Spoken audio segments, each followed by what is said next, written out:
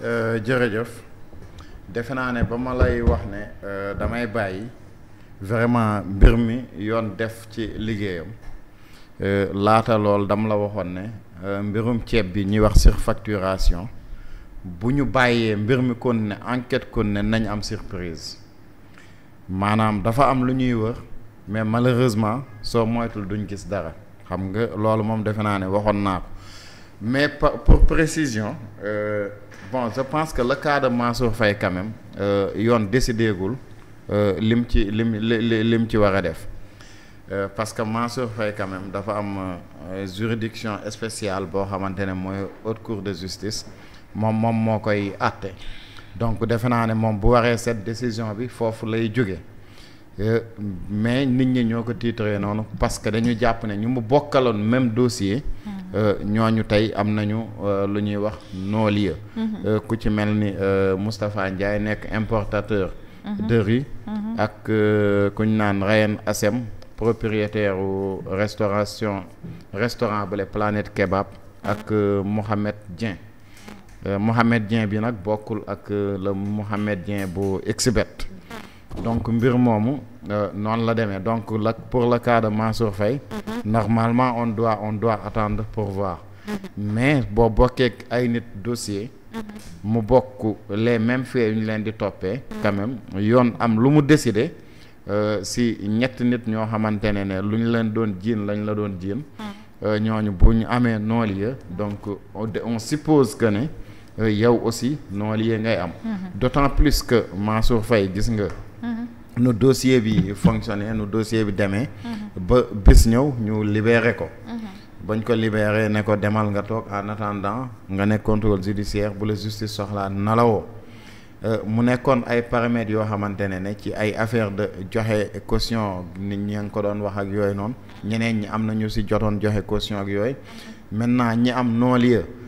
c'est vrai que c'est une grande victoire pour eux et une belle victoire aussi pour la justice sénégalaise mais il faut aussi attendre parce que bu ñuy wax ne le procureur tamit de la République interjeté na appel ci biir appel aussi lu ne mun na ci xew donc moo tax c'est des choses yoo xamante ne jarul gaawtu nañ ci dem ndànk étape par étape pour xool fan la wànneen di mujjee gëtam mais liñ ci mën a retenir quand même mooy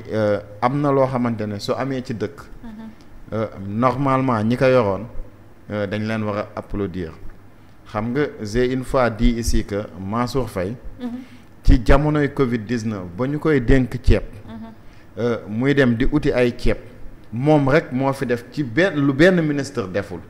moom lañ fi loi génn ñu ne leen am ngeen sañ-sañ sax bañ a jaarati ci appel d'offre yeeg ci loi marché yeeg mun ngeen ko sax bañ a respecté parce que am na loi bu fi tegu ci diggante temps bi ba temps bi waaw parce que ci urgence la ñu nekkoon Macky Sall décrété woon loi boobu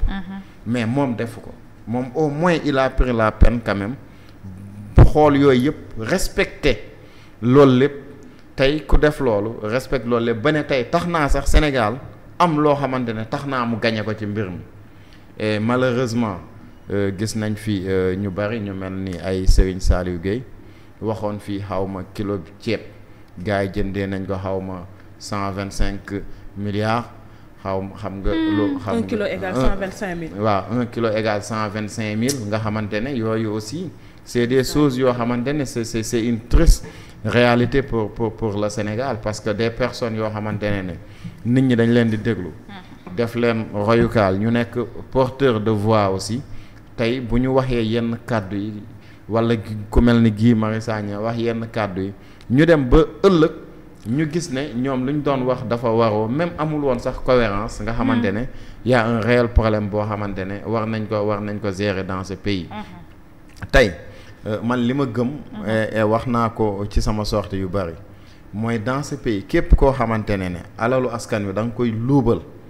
mu wóor ne da nga ko luubal ñu am preuve buy wan da nga ko luubal yoon dafa war a dal sa kaw def les enquêtes idoines yu war suñ la waree jàpp ñu jàpp la buñ la waree tëj ñu tëj la donte la prison mooy dernière chose boo xamante ne moom lañ war a def ñu bañ a tooñ justice aussi ñu bañ cee gaawtu les hommes politiques aussi ñu gérer la ñuy gérer ñu bàyyi Mansour Faye mënoo rëcc. yooyu yëpp ay caaxaan la yoo xamante ne ni suñu ko toppee dans ce pays mën nañ ëllëg indil suñu bopp problème wala mettre justice bi tamit ci benn situation bu inconfortable et loolu amul sens amul njëriñ. tey boo dégloo Mamadou Moustapha Ba yàlla na ko yàlla yërëm te xaare ko aljana lépp lu mu waxoon ci Covid bi. dafa mel ne loolu la yàlla nekk di wone. maanaam Marseille nuñ ko utiliser woon ba muy génn bañ ko invité TFM ni mu expliqué woon affaire mu leer. muy wax yow mii di déglu nga xam ne ay information yu leer la lay wax. après dénigrement bu topp ci ginnaaw loolu yow tu pensais que ne sax moom li mu doon wax ndekete ay kasaw la mais malheureusement. xaw ma heureusement sax la ñuy wax.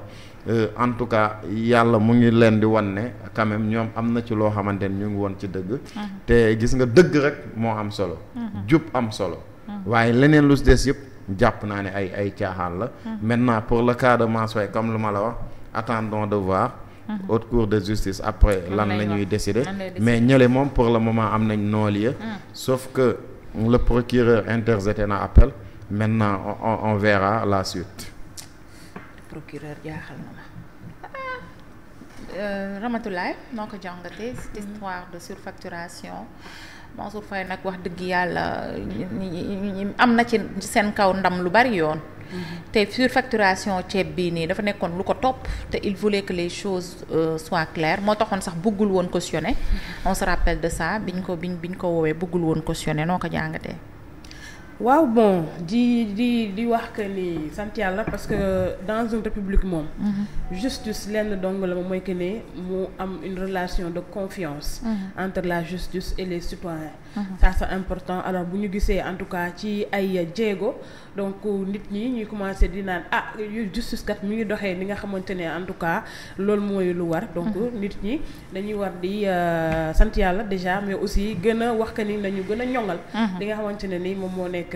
la justice qui est très important. Alors pour le cas bi nga xamante ne tey moom moo posé wu surtout cette affaire de non-lieu c'est important de rappeler certains faits. Parce que quand le tribunal décide de prononcer un non-lieu cela veut dire que ni donc la justice décide de ne pas poursuivre une affaire wala de mettre fin du moins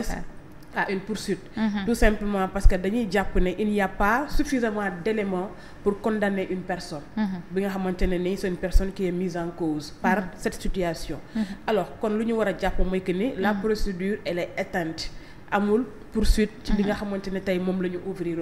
loolu nag quand bu ñëwee dafay am ay mbir yoo xamante ne moo koy waral parce que le juge dafay estimer que ni il n'y a pas de preuves suffisantes déjà de un il n'y a pas en tout cas wala d'éléments wala de faits qui ont été établis wala que ni même bu fekkee am na des faits qui ont été établis mais ces faits là en tout cas nekkul au regard de la loi des infractions alors que juridiquement ces personnes yi nga xamante ne ñoom ñoo am un non-lieu ñoom ils sont